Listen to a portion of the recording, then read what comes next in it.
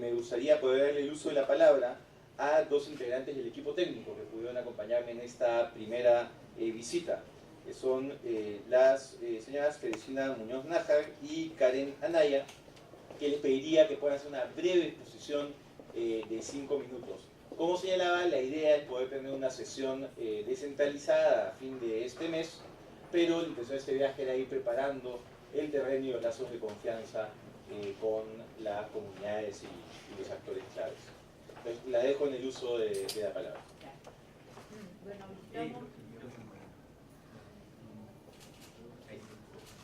Buenas tardes. Visitamos la región Amazonas, específicamente fuimos a la provincia de Condorcanqui.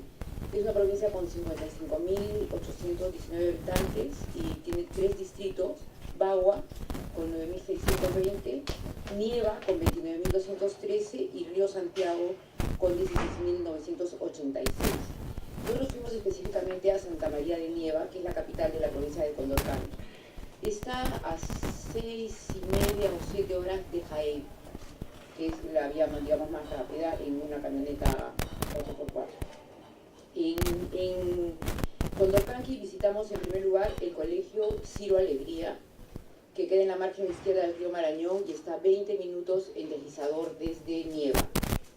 Es un colegio residencia, es decir, tiene un internado para los alumnos. Es un colegio mixto, solo para secundaria, 240 alumnos, 33 de estos están en el internado, 15 mujeres y 18 varones.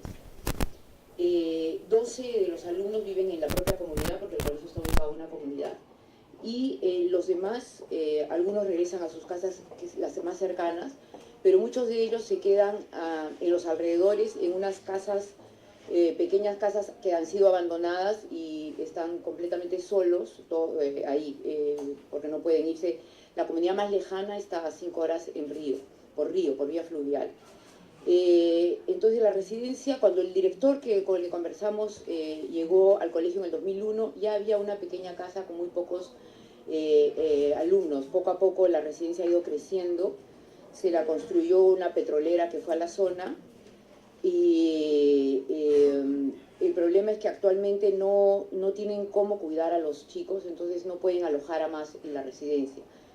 Tienen 2 baños que funcionan solo cuando hay agua, no hay luz, solamente cuando hay sol, que es la luz que funciona con paneles solares, y los alumnos se han construido una propia letrina y una ducha que está al aire libre. Luego necesitan 4 profesores para poder cumplir con las horas de clase. Reciben de Caliwarma almuerzo y desayuno, solo 216 porciones, porque todavía se manejan con el número de alumnos que tenían el año pasado.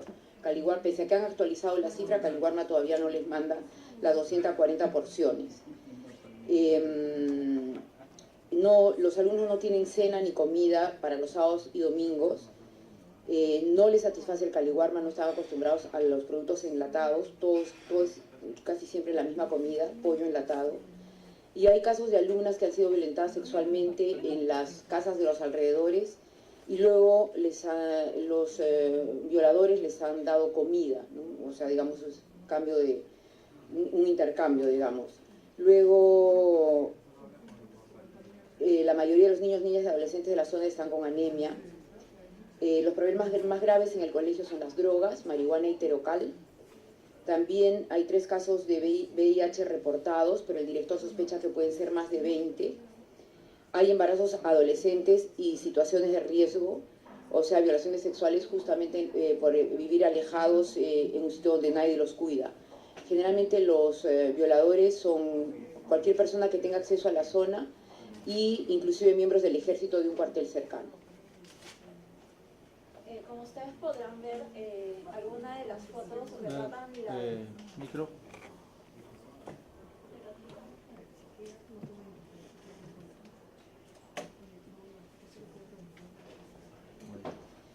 Como ustedes podrán ver, algunas de las fotos retratan la visita que se hizo. Estas son las instalaciones en general. Es un ambiente bastante amplio, con campo, como pueden ver. Los salones de clase, los baños y la ducha, pero que son inaccesibles. En general, como se ha dicho, no son usados. y los propios estudiantes han generado otros espacios para su uso. Una de las imágenes que pueden ver en la parte derecha da cuenta de cuál es la ducha que han generado para todos los que viven en las residencias.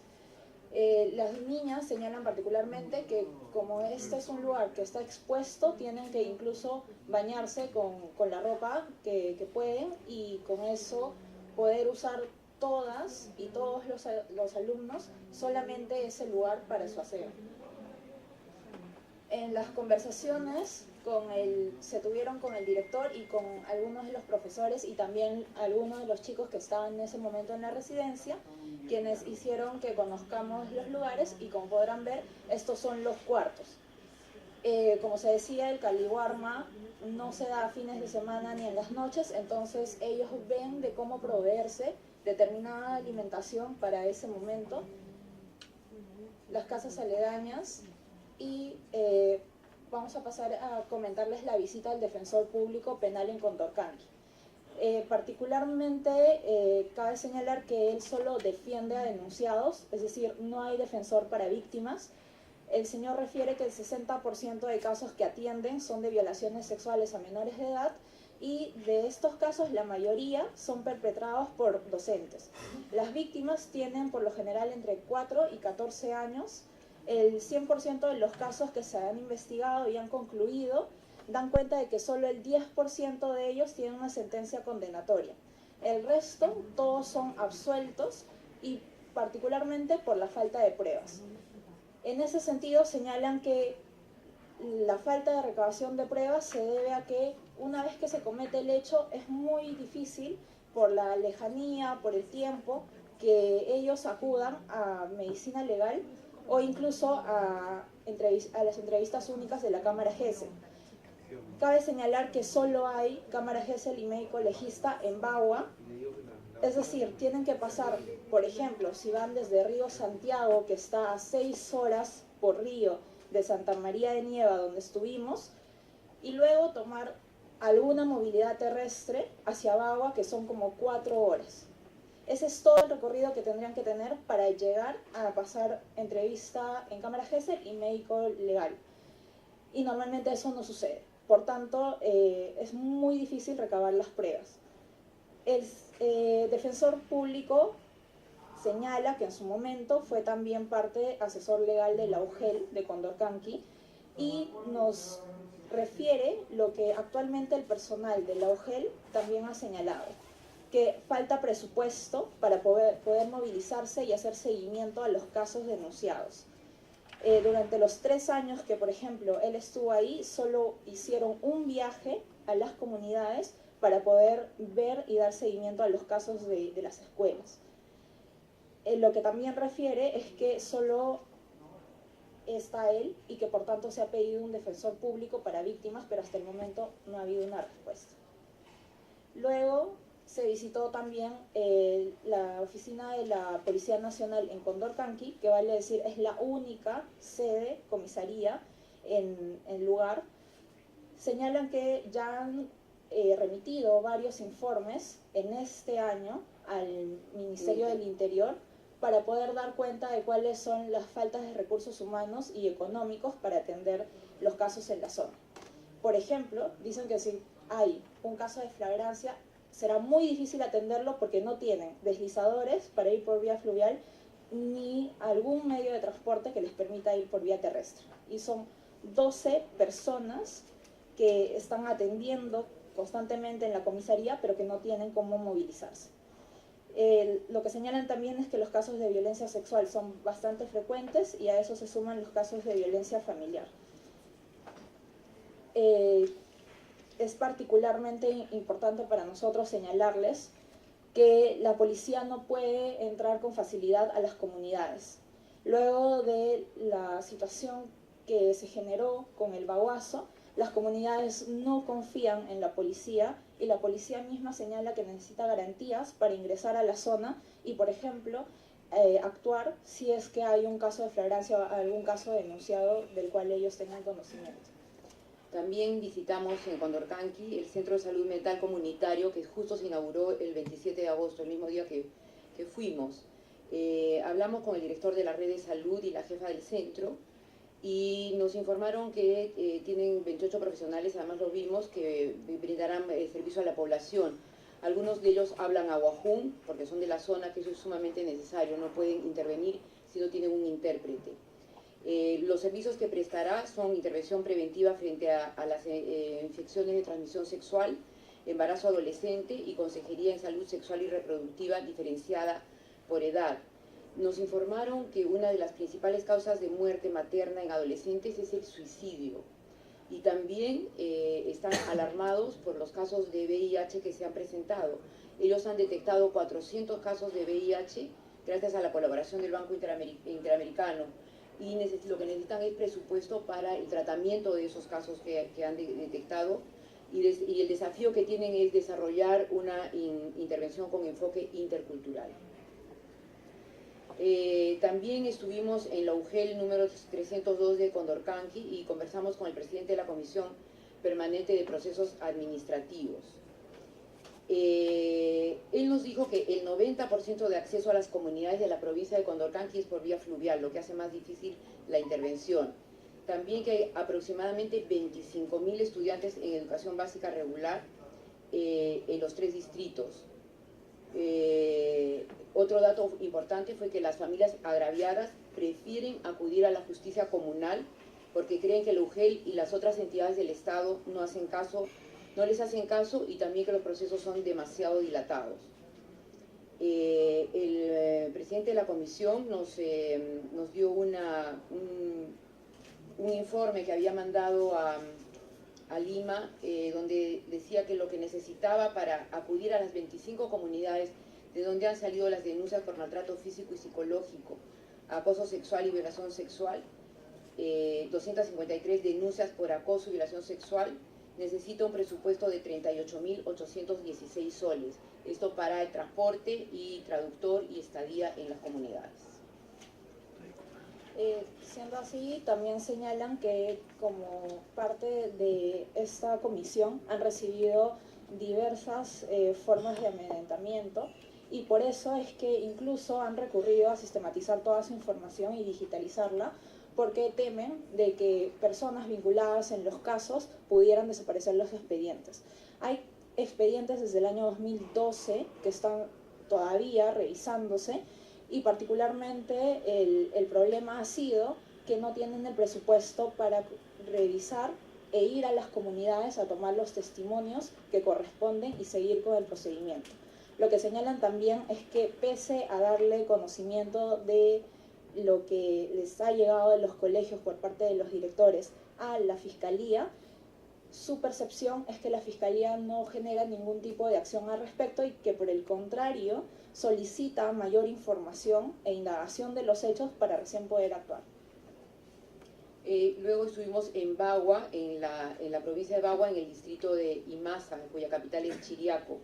Y Bagua tiene 26.091 habitantes e Imasa 24.323.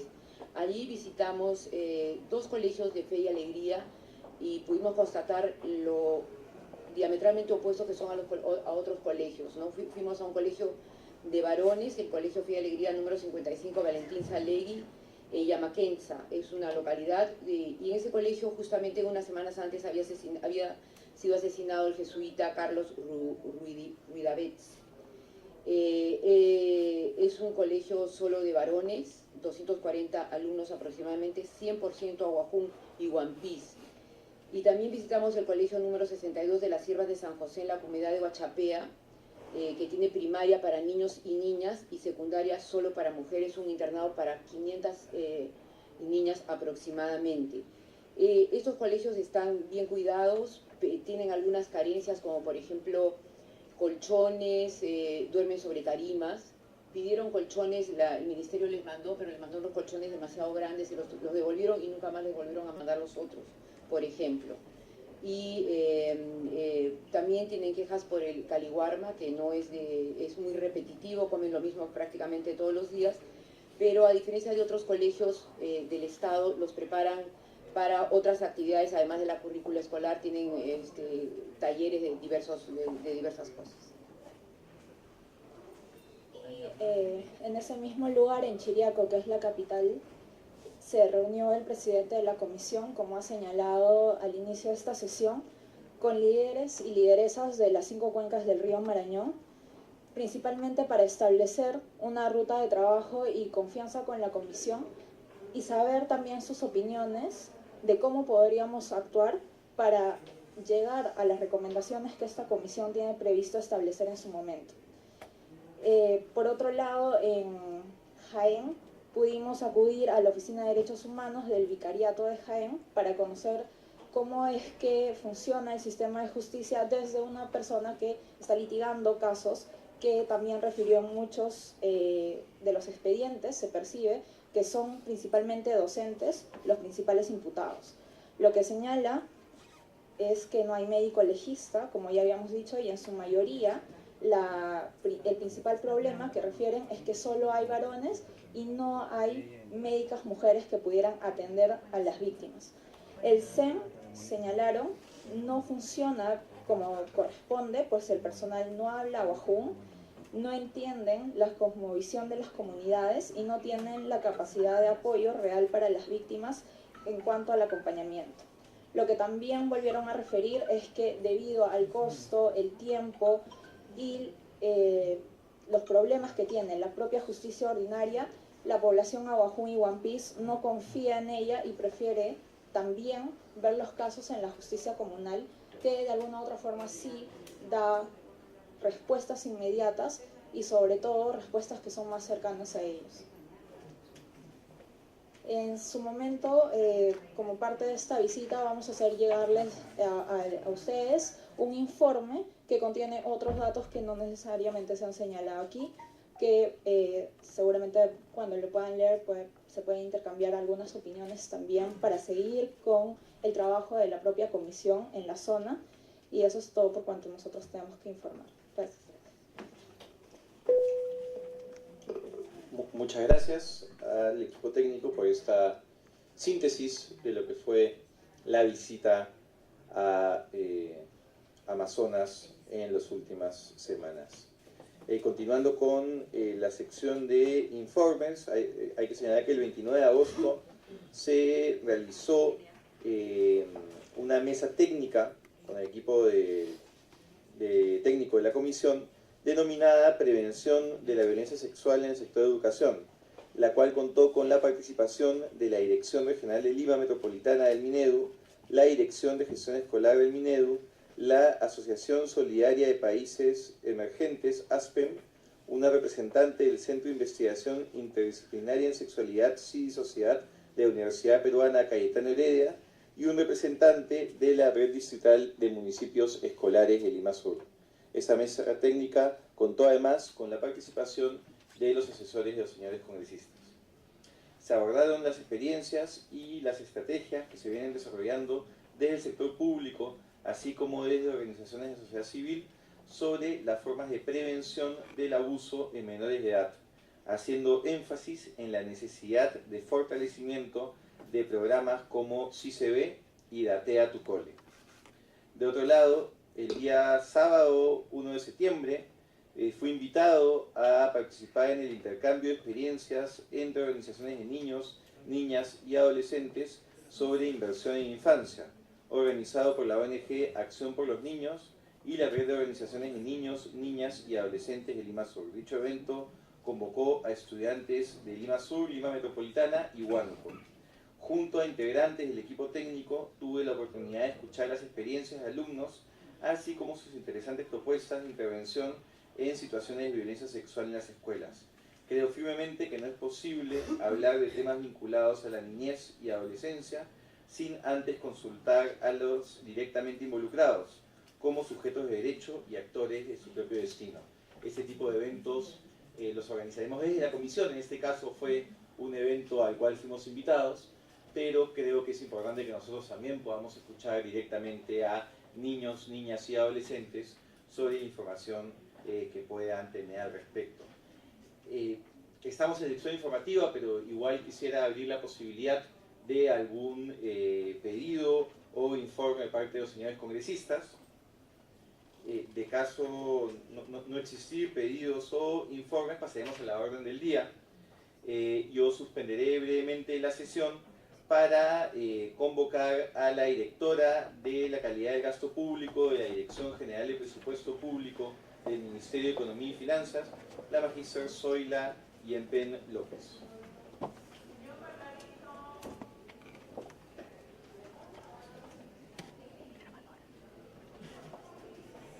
Se reanuda la sesión.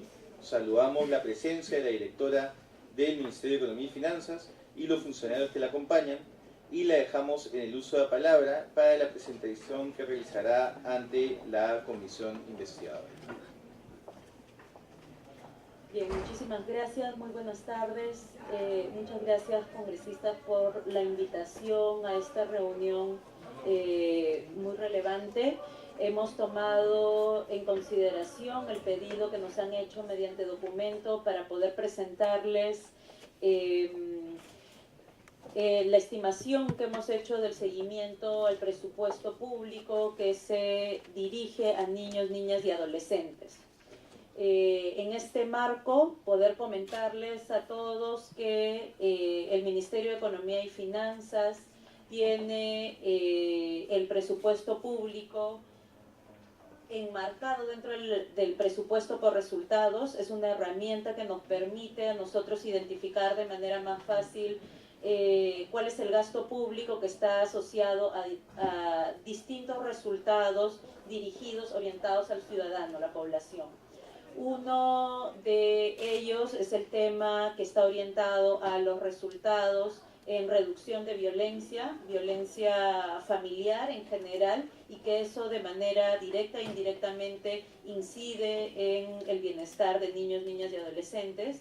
Y el otro programa presupuestal que tenemos también orientado al tema es el programa presupuestal 117, que está orientado a la protección de niños, niñas y adolescentes en estado de abandono, ¿no? Entonces, en función a estos programas presupuestales y el esfuerzo que venimos haciendo en el marco del Plan de Acción por la Infancia y la Adolescencia, ya tenemos varios años haciéndole seguimiento al presupuesto, y eso nos ayuda, digamos, a poder asegurar que en el marco, digamos, de todas las reglas fiscales que tenemos, no se desfinancia el presupuesto para orientado a estos resultados, ¿no? Entonces, un poco es eso para darles el marco de cómo se ha hecho este ejercicio, y ahora quiero darle la palabra al especialista Carlos Ricci, que nos va a hacer la exposición a manera detallada de cómo ha venido evolucionando este gasto.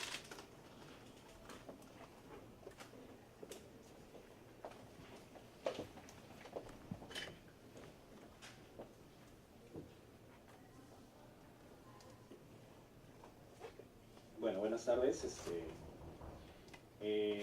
A mi cargo está la exposición en el tema de seguimiento del presupuesto público dirigidos a niños, niñas y adolescentes.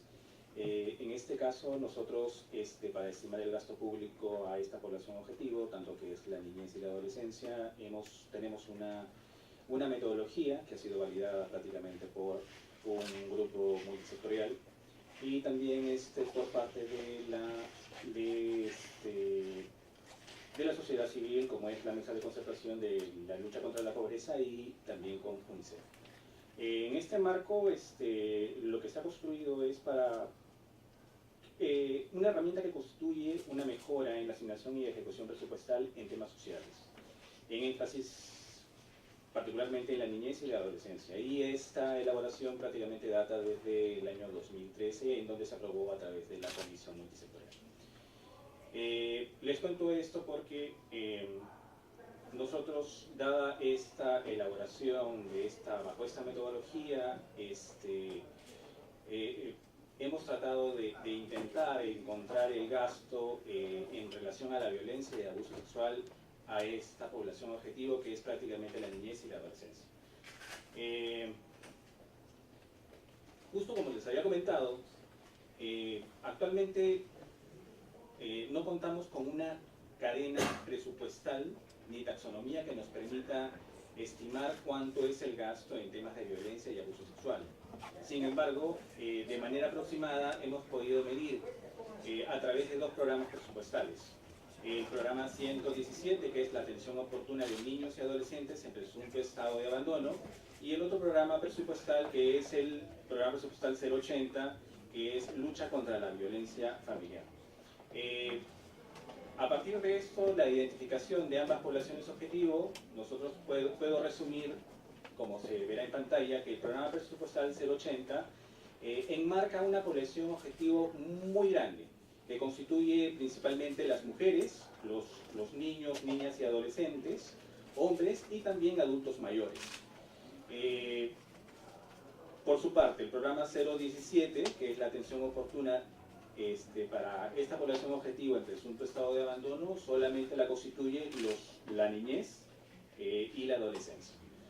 Esto es relevante en el sentido de que si bien nosotros vamos a presentar los avances y el seguimiento del programa 0080, hay que tener a todas luces que enmarca la lucha de la violencia, pero dentro del entorno familiar. Y dentro del entorno familiar podemos encontrar prácticamente no solamente a los niños, sino también la violencia contra las mujeres, inclusive contra los adultos mayores. Otra cosa a considerar es que existen diversos tipos de violencia, tal como las principales instituciones públicas le hacen seguimiento. Tenemos tipos de violencia, por ejemplo, psicológica o verbal, tenemos violencia física y violencia sexual. De por sí es un poco complicado tratar de excluir o determinar cuánto se atribuye el gasto específico a cada tipo de violencia. Por su parte, el programa 0117 también está enmarcado principalmente a un problema que es abandono o principalmente riesgo de abandono. En este marco podemos encontrar también algunos productos principalmente determinados como prevención o atención. O sea, prácticamente podemos encontrar, por ejemplo, productos en prevención, por decir, población que cuentan con servicios de prevención en la violencia familiar, y también podemos tener niños, niñas y adolescentes que acceden a servicios de fortalecimiento de capacidades como factor protector. En temas de atención podemos encontrar personas afectadas por hechos de violencia familiar con servicios de atención, y también podemos encontrar servicios de atención, por ejemplo, como niñas, niños y adolescentes en presunto estado de abandono que acceden a servicios de protección y cuidado, prácticamente en el marco de INAVIF, ¿no? También podemos encontrar aquellos niños, niñas y adolescentes que han sido declarados judicialmente en desprotección y que son atendidos por servicios especializados, ¿no? Ahora, este gran marco constituye prácticamente para presentar cuál es el seguimiento en relación al gasto efectuado en el marco de este programa presupuestal.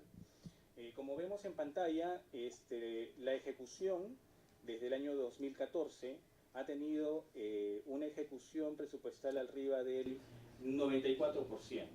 En el 2007 ha constituido o ha determinado una ejecución presupuestal del 97% al ejecutar un total de 134 millones. A julio de este año, este programa presupuestal ha ejecutado 78 millones de soles, lo cual constituye prácticamente un avance de ejecución de un 47%. Dentro del proyecto de ley del presupuesto para el año 2017 se contempla que se va a incrementar un 9% en relación, un 19% en relación al año anterior. Listo. Bueno, y en el marco de este avance hemos podido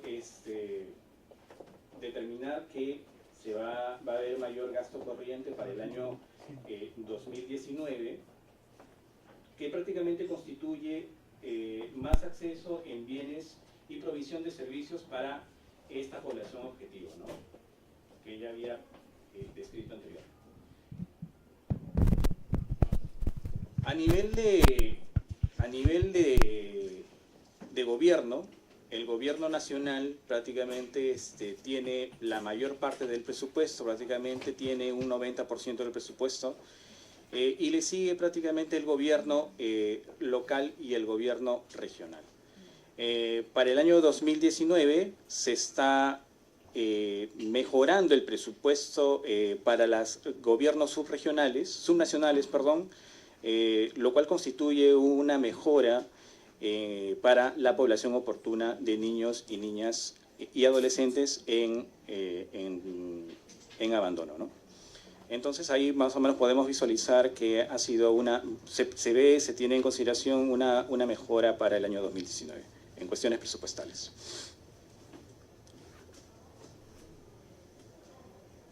Con respecto al programa presupuestal 080, que es la lucha contra la violencia familiar, también se ha incrementado un incremento considerable en el presupuesto inicial de apertura, que prácticamente representa un 166% adicional para el año 2019.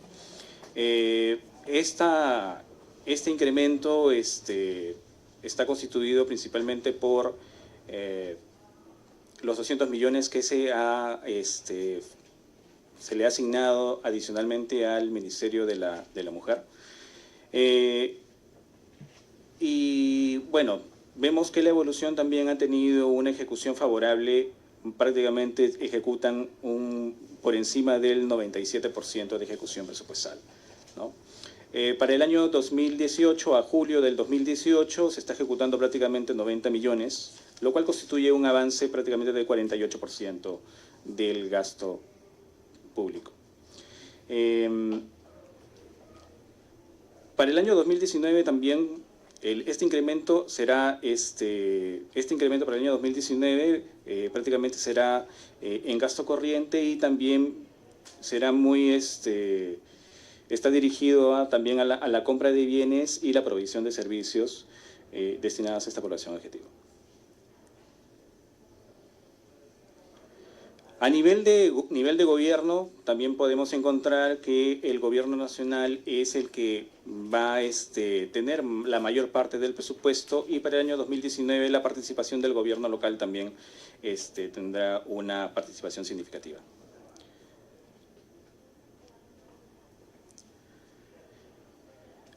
¿En qué se gasta o en qué tipo de actividades o productos se gasta efectivamente este gasto? En temas de prevención y atención, en el marco del programa presupuestal de lucha contra la violencia familiar, podemos encontrar, por ejemplo, atenciones en los centros de emergencia de mujer, por tipo de violencia, ¿no? Si vemos el primer gráfico hemos encontrado que efectivamente hay mayores atenciones en estos centros de emergencia, lo cual constituye que la violencia sexual también han sido registradas dentro de este registro administrativo que ha sido facilitado prácticamente por el Plan Nacional contra la Violencia Familiar.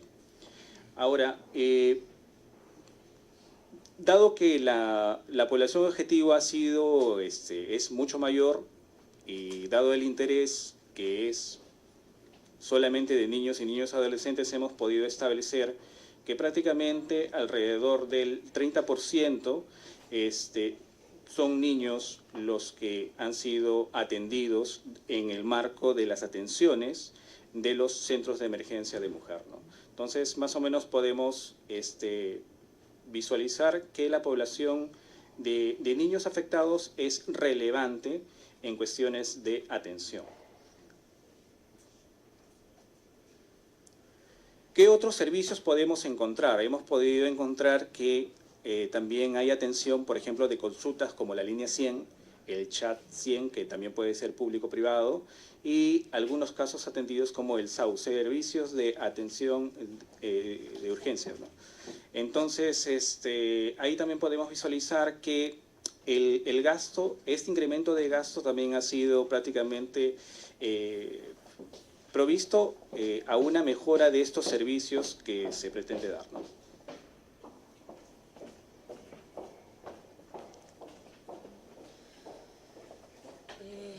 Bien, creo que faltan algunos sí. temas adicionales, ¿no? Ahora vamos a complementar con algunos temas adicionales sobre el gasto que se hace en el marco del PENAYA, que es el Plan de Acción por la Infancia y la Adolescencia.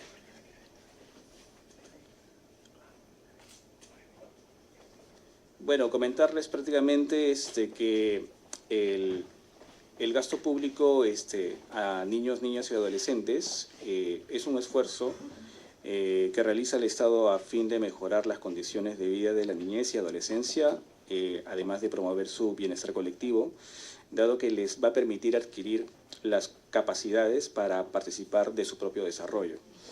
Es un tema prácticamente surge a través del Plan Nacional de Acción por la Infancia y Adolescencia para el año 2012-2021, que es conocido más como PENAYA. Comentarles también que el monitoreo y la evaluación son efectuados por el Ministerio de la Mujer como órgano rector, y también está a cargo de su presupuesto institucional y también de los que obtenga como forma de apoyo de cooperación internacional y también nacional, ¿no? Sin embargo, a pesar de estos esfuerzos, aún no es posible identificar los gastos explícitos sobre la violencia y abuso sexual en niños, niñas y adolescentes, toda vez nuevamente que estos no cuentan con una determinada cadena presupuestal ni taxonomía que permita su precisa estimación. Entonces, en este tema prácticamente les voy a mostrar cuál es el avance del gasto público en relación a esta población objetivo, ¿no? Nuevamente, esto ha sido validada con bajo una comisión multisectorial, ha tenido un enfoque participativo, en donde prácticamente ha participado ministerios y también la sociedad civil. Hemos tenido que tener una fase de identificación, hemos analizado todos los pliegos, han identificado su presupuesto a nivel funcional programático, en donde ha determinado qué cadenas presupuestales han sido consideradas para hacer prácticamente aquellas actividades que nutran estas acciones para los niños y niñas adolescentes, ¿no? Después de eso, de la identificación presupuestal y cadenas presupuestales de acuerdo al nivel funcional programático, se asignan una serie de ponderadores. Luego de esos ponderadores, solamente se calcula una sumatoria de montos y después de eso sucede un proceso de validación prácticamente con los técnicos, la academia y la sociedad civil que están insertos en este tema. Ahora, esta metodología al parecer es simple, pero sin embargo, dada los avances, hemos podido ver que, por ejemplo, para el año 2019, el gasto en niños, niñas y adolescentes para el año 2019 va a ascender a 33.000 millones a todo nivel de gobierno. Esto representa prácticamente un aumento del 16%,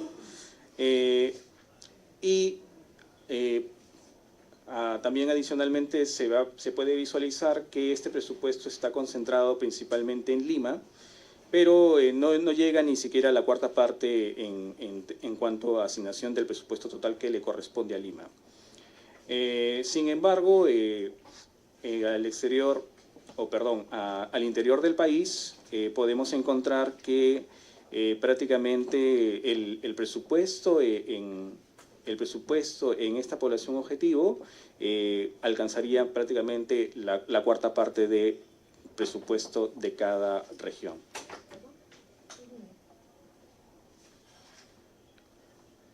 La evolución también ha sido favorable. Tenemos que el gobierno nacional se le va a asignar alrededor de 14.000 millones. Sin embargo, para el año 2019, el gobierno regional y el gobierno local sí van a tener una asignación significativa en relación a periodos anteriores. Eso quiere decir que va a tener una mejor asignación tanto a niveles de gobiernos subnacionales para el año 2019. Y eso involucra que van a tener mayores asignaciones, principalmente en gasto corriente y también gasto de capital, ¿no? Pero principalmente son gasto corriente para atender a esta población objetivo que les comentaba. Finalmente, absolvemos la consulta sobre el gasto en defensa municipal, que prácticamente es la de MUNA. Esto sí ha sido un poco complejo en el sentido de que el gasto de defensa al niño y al adolescente no está adscrito a ningún programa presupuestal. Entonces hemos tenido que identificar alguna cadena que prácticamente nos pueda brindar un seguimiento que sea rápido y sencillo. En ese sentido hemos podido encontrar que a partir del 2012 hemos tenido una asignación prácticamente de 24 millones de soles y para el año 2018 prácticamente se ha duplicado a 40 millones y para el año 2019 se va a mantener esa tendencia. Entonces, gran parte del gasto dirigido a esta defensa municipal dentro del gobierno local va a repercutir principalmente en bienes y servicios, van a poder adquirir mayores bienes y servicios como gasto corriente para el año 2019.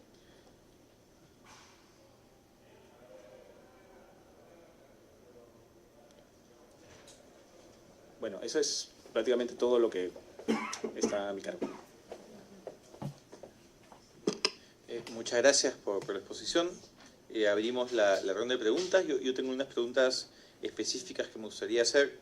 Al comienzo de la exposición se habló y se identificó los dos programas presupuestales de donde obteníamos la información, ¿no? El 080 y el 117. Y la pregunta acá que tengo es, me gustaría conocer su opinión técnica sobre la pertinencia de crear un programa presupuestal específico destinado a la lucha frente a la violencia contra infancia y adolescencia. Ello permitiría tener la información de manera más detallada y por lo tanto más fácil hacer un monitoreo. Esto no es necesario. Me gustaría poder conocer su opinión al respecto. Bien, sí, efectivamente, en realidad, como les mencionaba, la manera como se estructura el presupuesto está dirigido a ciertos resultados específicos en la población y cuando se determinaron estos programas presupuestales, de alguna manera se está tratando de ver, digamos, el resultado final y cómo atacar el problema en su conjunto de la violencia familiar, porque sería muy difícil, digamos, separar muchas de las causas que están muchas veces entrelazadas en este fenómeno que ocurre dentro de, por ejemplo, la familia o fuera de la familia, ¿no? Entonces, es un poco complicado tratar de armar dos programas presupuestales separados, en uno donde estaríamos viendo la violencia a todo el resto de miembros de la familia y otro donde solamente haya, se ataque solamente a la violencia a niños, ¿no? Porque en este caso la competencia de la comisión es el tema de violencia sexual de menores en organizaciones.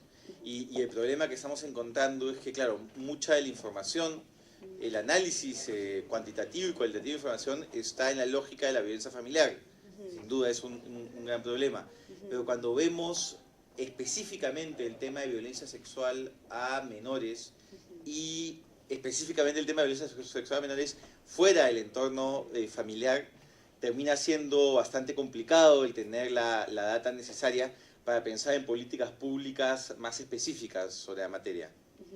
Sí, de acuerdo. Creo que ahí lo que se puede hacer es un esfuerzo de identificar, por ejemplo, no necesariamente a nivel de crear otro programa presupuestal, sino dentro de los programas presupuestales que tenemos, podemos llegar a un nivel de desagregación tanto de productos como a nivel de actividades e inclusive, digamos, ya tenemos a nivel de tareas, donde algunas de ellas pueden ser o se pueden crear, digamos, etiquetas especiales para identificar y hacerle seguimiento a este tipo de gasto, ¿no? Que es mucho más específico que de todo lo que contiene un programa presupuestal. Eso por un lado. Y por otro lado, también mencionarles que en el marco de la ley de presupuesto que ha ingresado la semana pasada, También se está considerando que en el año 2019 hagamos un esfuerzo de establecer estrategias multisectoriales, porque lo que ustedes han visto acá son programas presupuestales que están enmarcados en un solo sector, que es en el Ministerio de la Mujer, ¿no? Sin embargo, por la casuística de la violencia en general, sabemos que estos temas son temas multisectoriales, que van a necesitar, digamos, articular esfuerzos desde distintos pliegos de tanto el sector nacional como los gobiernos subnacionales. Entonces se está colocando, hacer un esfuerzo de, a través de la definición de una estrategia por resultados, identificar un resultado mayor que pueda, digamos, hacer una desagregación a nivel multisectorial de cómo vamos a abordar el tema de la violencia de manera general, y ahí sería buenísimo que podamos, digamos, reflejar también este esfuerzo que se está haciendo desde la comisión, ¿no? Una consulta sobre la elaboración del presupuesto. La observación general número 19 del Comité de Derechos del Niño de la ONU habla sobre la necesidad de la elaboración de presupuestos públicos para hacer efectivos los derechos del niño y el involucramiento de los menores de edad en ese proceso. Entonces yo quería saber si existen mecanismos implementados desde el MEF para lograr que los niños, niñas y adolescentes participen en las decisiones presupuestarias sobre temas que lo involucran. ¿Hay alguna normativa? ¿Esto depende más de cada sector? Nos interesaría tener esa información. Bien, muchísimas gracias por esa acotación. Como mencionaba el equipo hace un momento, todo el esfuerzo que se está haciendo ahora por identificar una taxonomía de cómo le vamos a hacer el seguimiento ha estado, digamos, validado a nivel multisectorial y también tratando de involucrar a la sociedad civil. En este involucramiento efectivamente no ha habido, digamos, una participación directa de niños, niñas o adolescentes, al menos en las reuniones en las que hemos estado participando como Ministerio de Economía, pero entendemos que a través de la sociedad civil y las organizaciones que participan en estas reuniones son los encargados también de recoger parte de esta voz que nos ayuda a identificar, digamos, qué gasto vamos a incluir dentro de este ejercicio, ¿no?, presupuestal que tenemos. Y ahora lo que quisiera es, por un compromiso que yo adquirí con las comunidades Aguajún de las 5 cuencas del Marañón, traer su voz de preocupación en unos temas específicos. Uno de ellos tiene que ver con un problema presupuestal que habría a nivel del sector de educación, que hace que en muchas escuelas no se suspenda a los maestros que están siendo investigados o por denuncias de abuso sexual de menores, porque el hecho de suspender a ese maestro dejaría sin profesor a esa escuela mientras dura esta investigación. Y lo que se señala es que no cuentan con el presupuesto ni las capacidades para, en pleno año escolar, poder realizar el cambio de maestro y que todo siga, digamos, todo el servicio educativo siga funcionando con regularidad. Y otra de las preocupaciones que traigo directamente de la provincia de Condorcanqui es respecto a la policía. Justo ahora escuchábamos en la exposición previa a la de ustedes que no tienen vehículo alguno a nivel de la comisaría de Condorcanqui. No cuentan con ningún vehículo fluvial, no cuentan con ningún vehículo terrestre. Entonces yo sé que estos pedidos tienen que venir a través de los ministerios. No sabemos todavía, este viaje ha sido la semana pasada, si es que esos pedidos se han realizado, pero yo me comprometí con los líderes Aguajún en transmitir directamente al Ministerio de Economía la necesidad que tienen de contar con esos recursos. Haremos la indagación y el pedido específico a los sectores, pero no quería dejar de aprovechar la oportunidad para expresárselos directamente. Perfecto, muchas gracias. Sí, definitivamente digamos, estos pedidos que lleguen al Ministerio de Economía son útiles para ayudarnos a hacer la interrelación con los sectores que tienen la responsabilidad de la implementación. Nos ayudaría mucho, claro, que entre el pedido también a través del sector, pero no hay ningún problema con que eso venga con copia al Ministerio de Economía para poder hacerle el seguimiento más rápido a estos pedidos, ¿no? Sí, Comisar Trujillo desea hacer uso de la palabra. Gracias, presidente. Yo quisiera hacer las siguientes interrogantes, ¿no? Nos ha hablado de dos programas presupuestales, el programa presupuestal 080 y el 0117. Yo quisiera conocer, nosotros estamos hablando del gasto contra la violencia y abuso sexual de niños y niñas y adolescentes. Yo quisiera saber cuál es el mecanismo que se está utilizando, entendiéndose que la inversión, el presupuesto por resultados nos obliga a cuantificar qué tanto invierto y qué tanto efecto tiene la inversión. Quisiera conocer tomando en cuenta esa incidencia, quisiera conocer cuál es el detalle para el incremento, por decir, en el 017 del 9%, ¿en qué basan su incremento para el próximo año? De la misma manera también en el 080, que el incremento es más 16%. Bien, perfecto. Sí, primero ¿o tenía alguna consulta? Está bien. Bien, muchas gracias por la pregunta. En principio, comenzando por el programa presupuestal 080, van a poder ver también que esto se debe a un incremento extraordinario que no se ha tenido, digamos, en otros años, y esto, digamos, ha sido gracias a un trabajo multisectorial en el marco de la Comisión de Emergencia que hubo por el tema de violencia. Durante este año se comenzaron a identificar cuáles eran los cuellos de botella y dónde podrían estar surgiendo necesidades de presupuesto para canalizar muchas de las atenciones en términos de violencia y temas de prevención también, ¿no? En ese marco se han aprobado, y también lo van a poder ver en la ley de presupuesto del 2019, se han aprobado 200 millones adicionales enfocados en temas de violencia. ¿Para qué están específicamente estos 200 millones adicionales?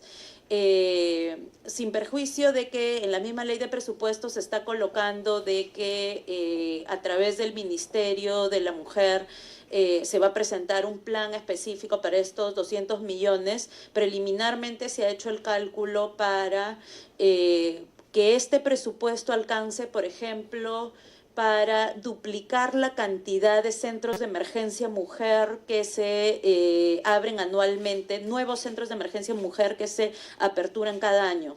Usualmente, todos los años, el Ministerio de Economía y Finanzas estaba destinando 20 millones para 50 centros de emergencia mujer nuevos.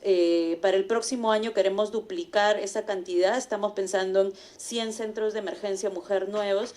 El otro tema también muy importante que se ha encontrado es el tema de la implementación de las cámaras GESEL.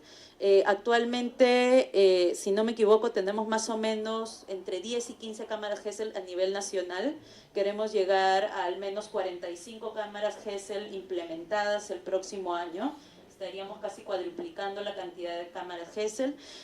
Otros temas importantes también que se han identificado como cuellos de botella para este tema es el tema de tener fiscalías especializadas en temas de violencia, el tener temas de defensores públicos especializados y capacitados en estos temas de violencia.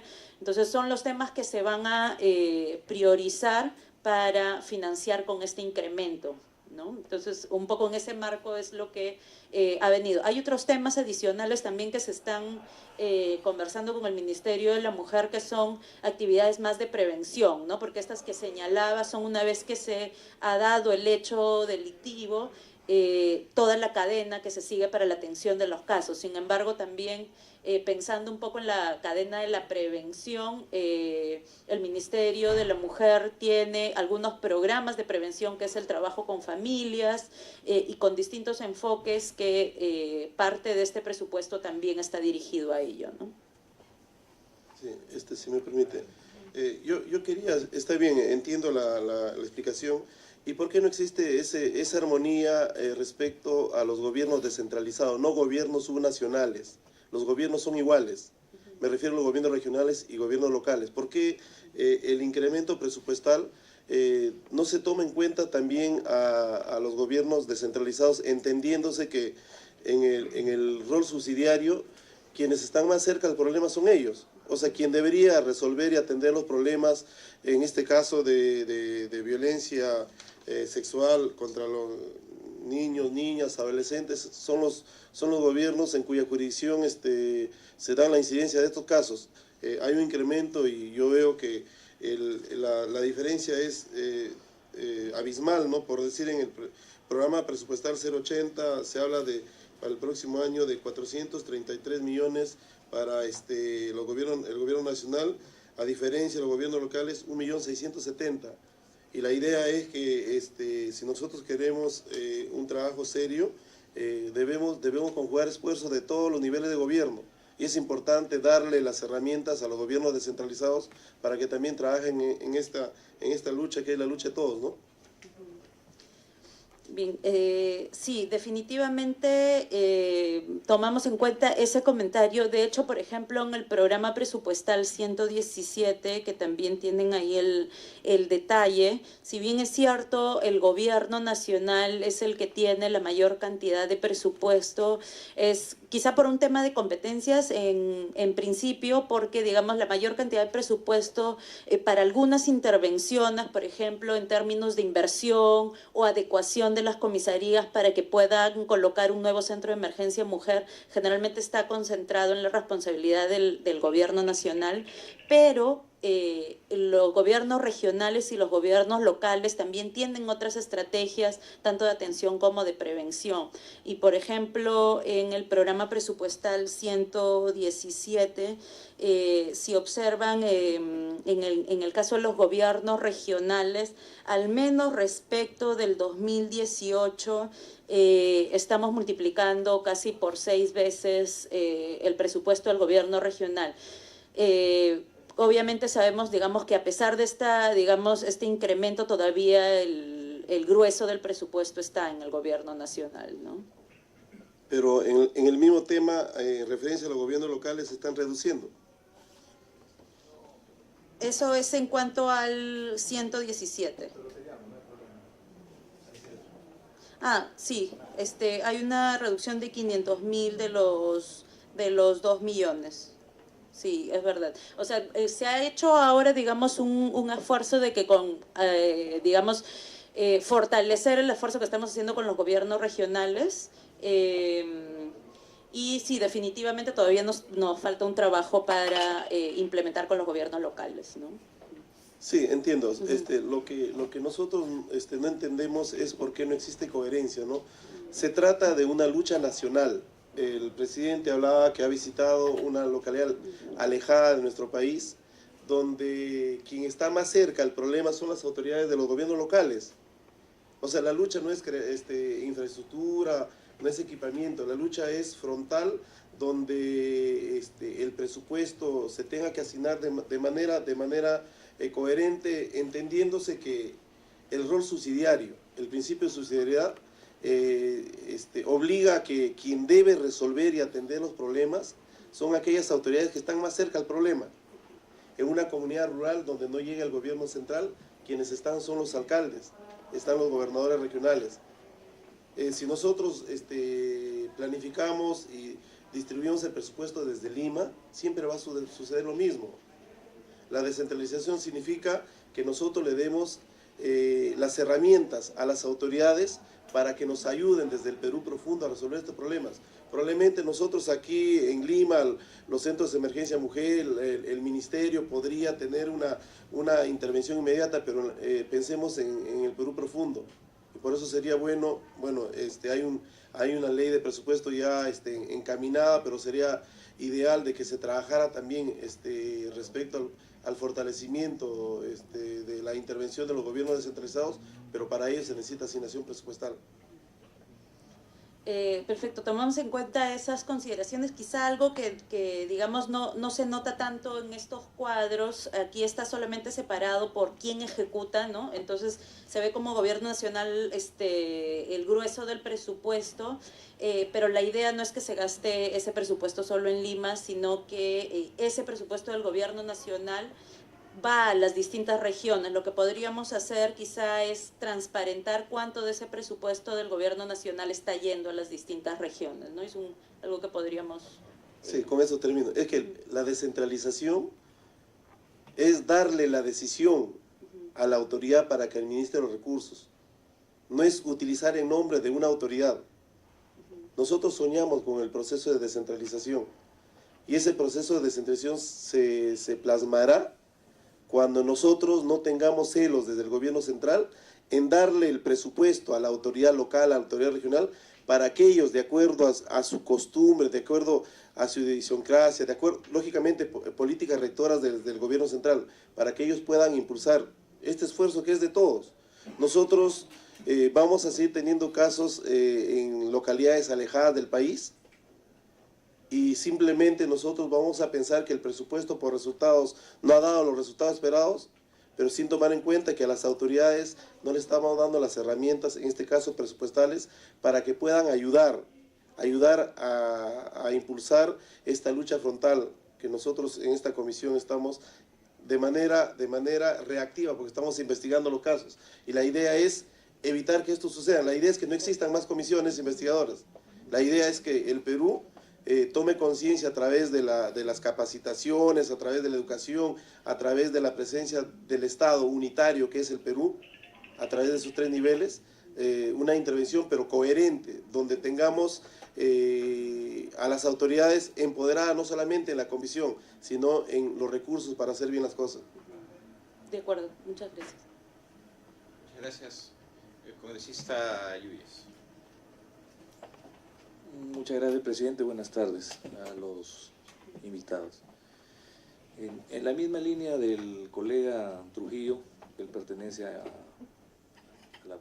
la región San Martín, yo pertenezco a Letón, pero yo tengo mucho más dudas que la del congresista Trujillo. Yo estoy de acuerdo con la descentralización, porque el gobierno regional que actualmente está en gestión, el 2015 tenía 175 millones, de presupuesto hoy tiene 111, y no sé si seguiremos bajando, o sea, Tumbes no va a desarrollar definitivamente, ¿no? Ojalá que con el anuncio del presidente, el 28, que va a dar mayor presupuesto a las regiones, pues una de esas sea mi región. Pero yo quiero puntualizar más en la parte fiscalizadora.